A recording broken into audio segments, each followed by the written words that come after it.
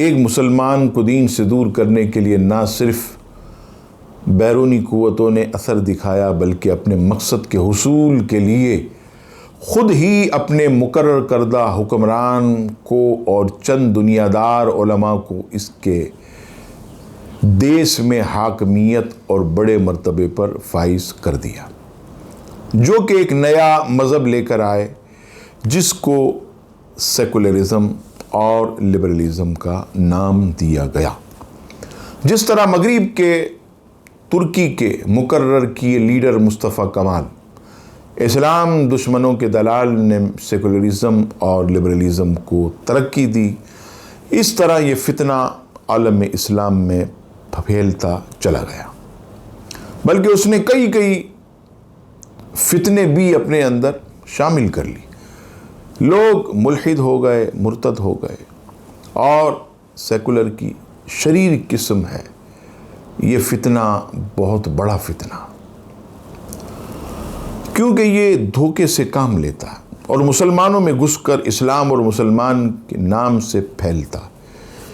ان کی مثال بالکل ایسی ہے جیسے شراب کی بوتل پر زمزم کا لیبل لگا کر اس پر فروخت کیا جائے۔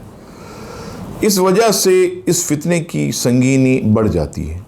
Internet, social media, T V, print media, magazine, کو ایجوکیشن، سوسائٹیز، انسانی حقوق، ان سب چیزوں کے ذریعے سیکولر بنانے کا کام زور و شور سے جاری ہے۔ کچھ روشن خیال لوگ دین کو عقل کے مطابق دیکھتے ہیں۔ عام انسان کو جو عقل عطا ہوئی ہے اس کا دائرہ محدود ہے، اور خالق کائنات کی شان اور نظام کائنات یہ لامحدود ہے۔ ہم شریعت کو اپنی عقل سے نہیں تول سکتے، لہٰذا یہ کیسے ممکن ہو سکتا ہے کہ محدود لامحدود کو اپنے دائرہ عقل میں لے لے؟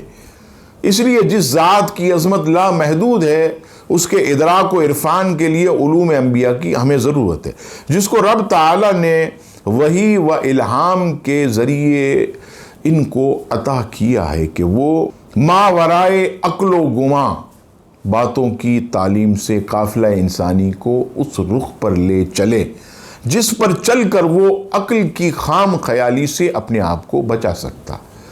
علوم انبیاء کی مثال اور عام عقل انسانی کی مثال بالکل ایسی ہے جیسے ایک شخص سونا تولنے کے ترازو سے یہ امید لگائے کہ اس سے پہاڑ تول سکتا ہے۔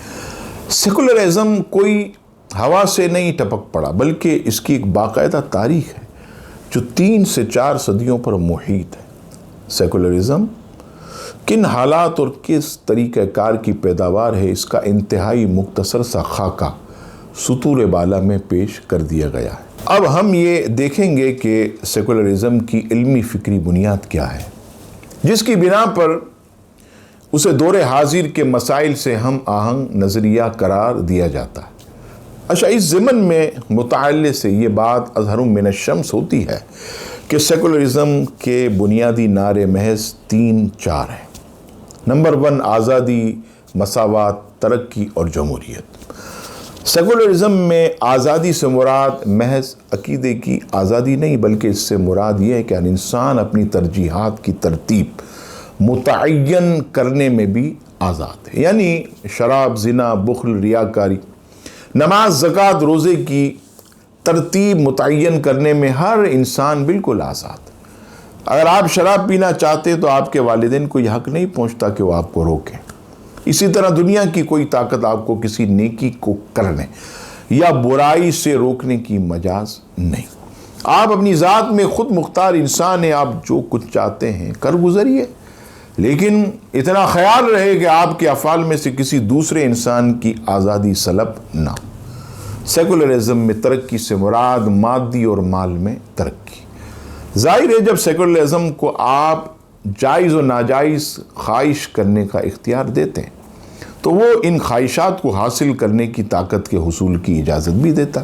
اسی سیکولر تصور ترقی کی بنیاد پر سول سوسائٹیاں اور مارکیٹ سوسائٹیاں وجود میں آئی ہیں، جن میں ہر تعلق محبت اور صلہ رحمی نہیں بلکہ مالی مفاد کی غرض سے استوار کیا جاتا ہے۔ پیسہ ہی ایمان ہے اور پیسہ ہی قرآن ہے۔